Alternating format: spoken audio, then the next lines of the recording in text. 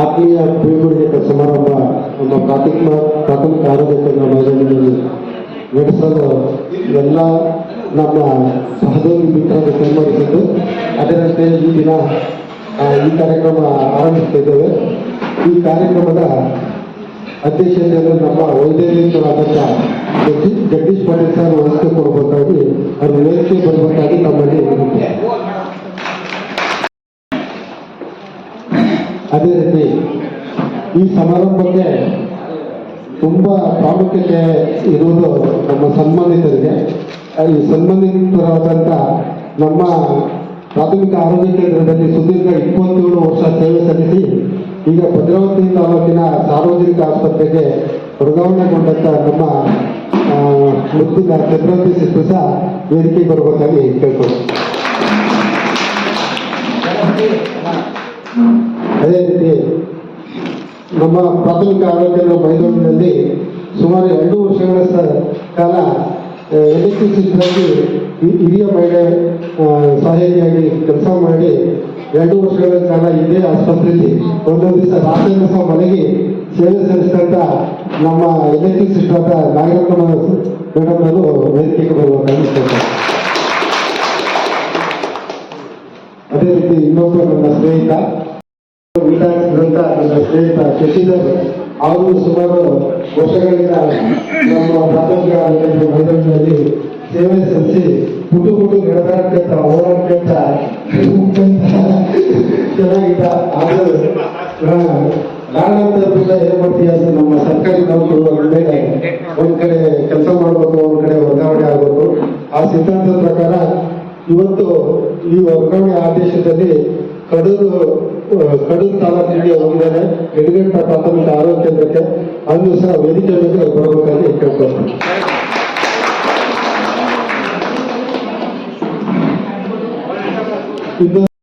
ಸೇವೆ ಸಲ್ಲಿಸಿದ್ದು ಅವರು ಏನು ಈ ವರ್ಗಾವಣೆ ಆದೇಶ ಏನು ಸರ್ಕಾರದ ನಿಯಮದ ಪ್ರಕಾರ ತನ್ನ ಸ್ವಂತೂರು ಮತ್ತೂರು ಏನು ಹೊಸಳ್ಳಿ ಹತ್ರ ಮತ್ತೂರು ಪ್ರಾಥಮಿಕ ಆರೋಗ್ಯ ಕೇಂದ್ರಕ್ಕೆ ವರ್ಗಾವಣೆಗೊಂಡಿದ್ದಾರೆ.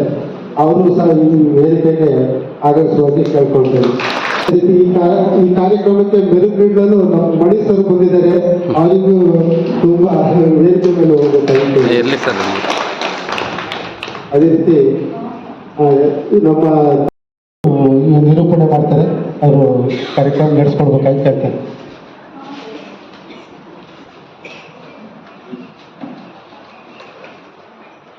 ನಮಸ್ತೆ. ನಮ್ಮ ಈ ಆಸ್ಪತ್ರೆಯ ಚಿಕಿತ್ಸೆಯ ಕೂಡು, ಈ ಚಿಕಿತ್ಸೆಯ ಪುಟ್ಟ ಗೂಡಿಗೆ ನೀವೆಲ್ಲರೂ ನೂರಾರು ಕೆಲಸಗಳನ್ನ ಹೊತ್ತು ಬಂದವರು.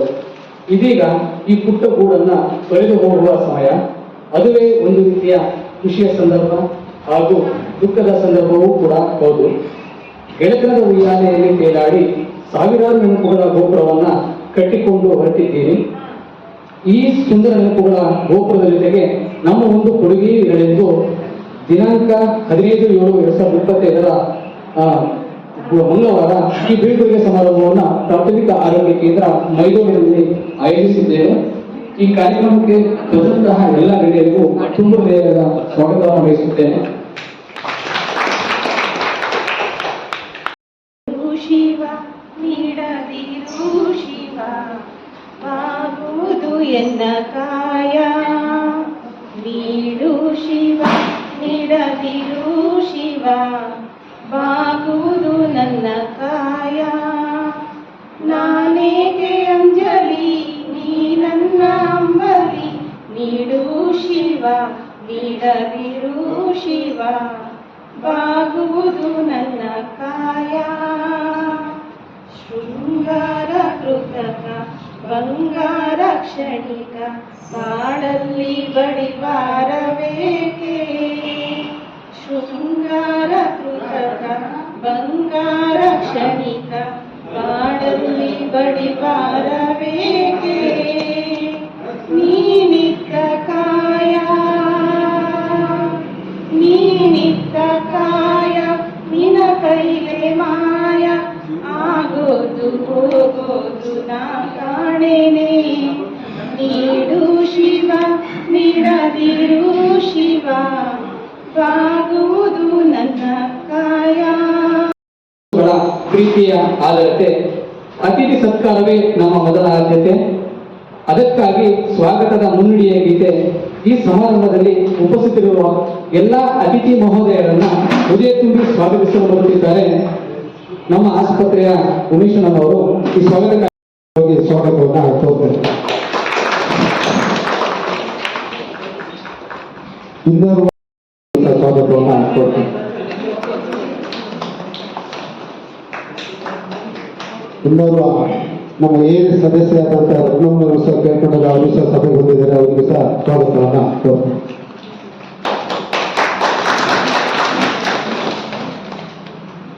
ಅವರಿಗೂ ಸಹ ಸ್ವಾಗತವನ್ನ ಕೋರ್ತಾರೆ. ನಮ್ಮ ಇನ್ನೋರ್ವ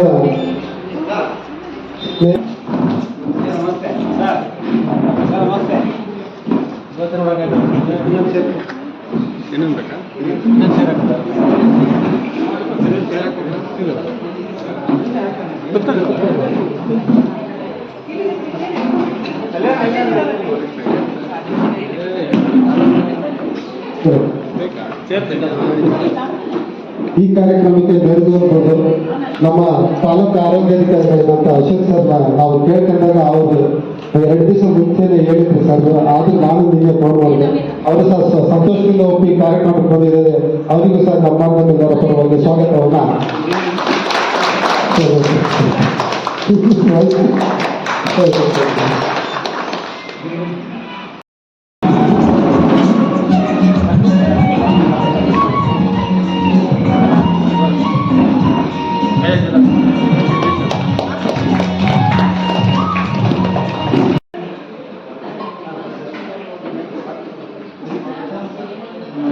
ಮಗನಾಗಿ ದಿನಾಂಕ 18/5/1967ರಲ್ಲಿ ಹೊಸಳ್ಳಿಯಲ್ಲಿ ಜನಿಸಿದ್ದು 15/1/1909ರಲ್ಲಿ ಫಾರ್ಮಸಿಸ್ಟ್ ಆಗಿ ಸೇವೆಗೆ ಸೇರಿದ್ದು ಮಾರಶೆಟ್ಟಿಯಲ್ಲಿ ಪ್ರಾಥಮಿಕ ಆರೋಗ್ಯ ಕೇಂದ್ರ ಮಾರಶೆಟ್ಟಿಯಲ್ಲಿ ಫಸ್ಟ್ ವೃತ್ತಿ ಜೀವನವನ್ನು ಆರಂಭಿಸಿರ್ತಾರೆ.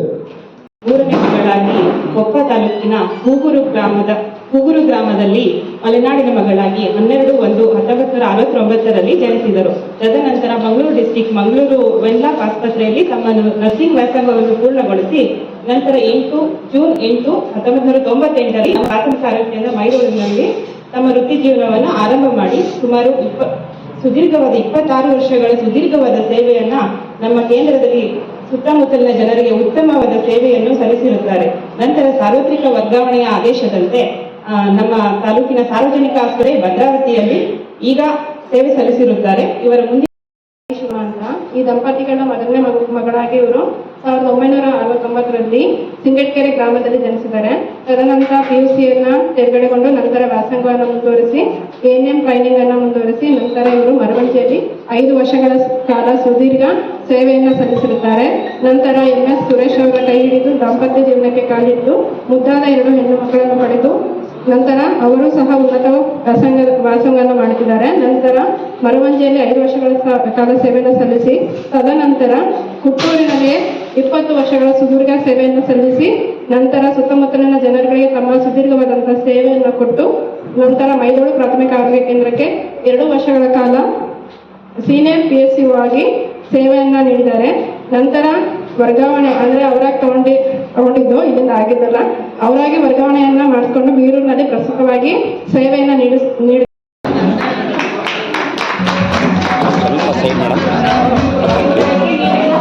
ಸ್ವಲ್ಪ ಸೈಡ್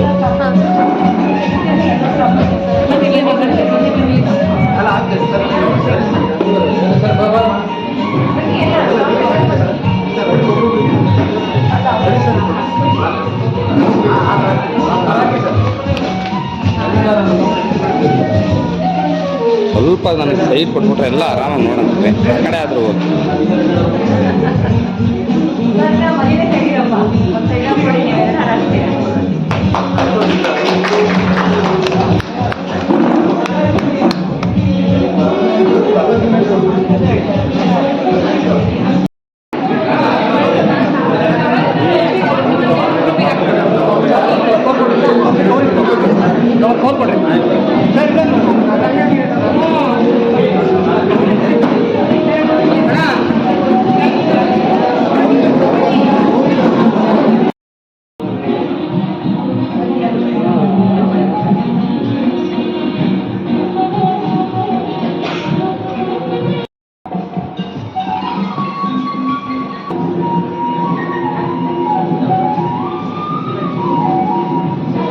ನೋಡ್ರಿ ನಮ್ಮನ್ನ ಅಯ್ಯ ಸ್ಮೈಲ್ ಮಾಡ್ರಿ.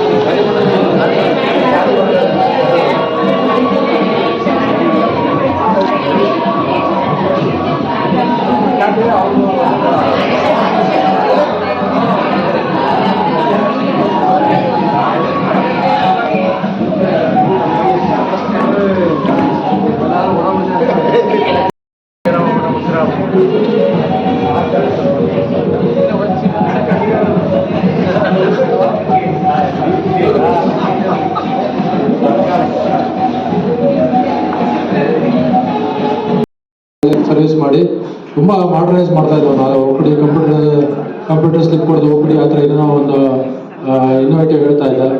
ಅವನು ಈ PG ಮಾಡ್ಕೊಂಡು ಕಡೂರು ಏನೋ ಹೋಗಿರ್ಬೇಕು, ಕಡೂರು ತರೀಕೆರೆ. ಅದೇ ರೀತಿ ನಮ್ಮ ಪಾಟೀಲರು ಅವರು ನಮ್ಮ ಇಲಾಖೆ ಬೀಸ್ ಮಂದಿನ ಹೇಳ್ಬೋದು. ಅವರು ಹೊಳೆನೂರಲ್ಲಿ ಅಷ್ಟು ವರ್ಷ ಸರ್ವಿಸ್ ಮಾಡಿ ಒಳ್ಳೆ ರೀಪ್ಲೇಸ್ಮೆಂಟ್ ಒಂದು ನಮ್ಮ ಹಳೆ ಡಾಕ್ಟ್ರಿಗೆ ರೀಪ್ಲೇಸ್ಮೆಂಟ್ ಪಾಟೀಲರು ಬಂದಿದ್ದಾರೆ. ಇಂಥ ಒಂದು PHCಲಿ ಎಲ್ಲ ಹಳೆ ಘಟಾನುಘಟಿಗಳೇ. ಒಂದು ಹಳಬ್ರಿಗೆ ಆಸ್ಪತ್ರೆ ಇದ್ದಾರೆ ಅಂದರೆ ಅದು ಇಲಾಖೆಗೆ ಒಂದು ಆಸ್ತಿ ಇದ್ದಂಗೆ. ಯಾಕಂದರೆ ಹೊಸಬ್ರು ಬಂದು ಆ ಏನಕ್ಕೆ ಅಡ್ಜಸ್ಟ್ ಆಗಿ ಒಂದು 2-3 ವರ್ಷ ಬೇಕು. ಆ ಜನ ಯಾರು, ಹೆಂಗೆ, ಅವ್ರ ಜೊತೆ ಒಡನಾಟ ಹೆಂಗಿರಬೇಕು ಅಂತ. ಅಂದರೆ ಒಬ್ಬ ಮಗು, ನಾನು ಸುಮ್ಮನೆ ಎಕ್ಸ್ಪೀರಿಯನ್ಸ್ ಹೇಳ್ತಾರೆ, ಒಬ್ಬ ವಯಸ್ಸಾದ ಒಬ್ಬ ಸರ್ವಿಸ್ ಮಾಡಿರೋ ಡಾಕ್ಟ್ರು ಒಂದು ಮಗುನ ಕರ್ಕೊಂಬಂದ್ರು ಮಗು ಫೇಸ್ ಕಟ್ ನೋಡಿ ಇಂಥ ಮನೆ ಅಂತ ಹೇಳ್ಬೋದು. ನಾವು ಆ ಥರ ಹೇಳ್ತಾ ಇದ್ವಿ. ಯಾವುದೋ OPD ಇದ್ದಾಗ ಯಾರೋ ಒಂದು ಅವ್ರು ಹಾಕೊಂಡಿರೋ ಡ್ರೆಸ್ ನೋಡೋ ಇಂಥವ್ರು ಮಾತಾಡಿದ್ರೆ ನಾನು ತಲೆ ಹೊಳಿತಾ ಇತ್ತು. ಅಂದರೆ ಅವರ ಆ ಊರಿನ ಬಗ್ಗೆ ಅವ್ರಿಗೆ ಅಷ್ಟು ಒಂದು ಐಡಿಯಾ ಇರುತ್ತೆ. ಅಂದರೆ ಈ ಊರಲ್ಲಿ ಯಾರು ಬಂದಿದ್ದಾರೆ ಕೆಲಸ ಮಾಡಿ ಅಂತ ಹೇಳ್ಬಿಟ್ಟು ಮತ್ತೊಮ್ಮೆ ನಮ್ಮ ಆಶಾ ಕಾರ್ಯಕರ್ತರು ಬಂದಿರೋದು ನೋಡ್ತಾ ಇದ್ದೆ. ಎಲ್ಲ ಕನ್ನಡ ಅಂದರೆ ಅವ್ರಿಗೆ ಹಬ್ಬದ ವಾತಾವರಣ, ಯಾವುದೋ ಮನೆ ಕಾರ್ಯಕ್ರಮ ಅಷ್ಟು ಖುಷಿಯಾಗಿ ಕಾರ್ಯಕ್ರಮ ಎಂಜಾಯ್ ಮಾಡ್ತಾ ಇದ್ದಾರೆ. ಸೊ ಹಾಗೆ ಹೊಸ ಸಿಸ್ಟರ್ ಬಂದಿದ್ದಾರೆ, ಅವರು ಮೆಗಾನಲ್ಲಿ, ಅವರು ತುಂಬ ಮೆಗಾಲಿಂದ ಬಂದಿದ್ದಾರೆ, ಅವರು ಸರ್ವಿಸ್ ಆಗುತ್ತೆ.